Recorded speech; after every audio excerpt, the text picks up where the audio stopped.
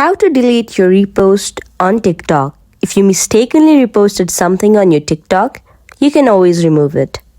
I'll teach you some steps on how to remove. Firstly, tap on your TikTok app. Here I reposted a TikTok to show you.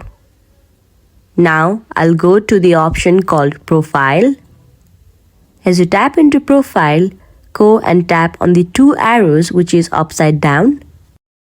You will now see the videos that you reposted. Now tap on the video that you want to remove your repost. In this video, you can see you reposted a video.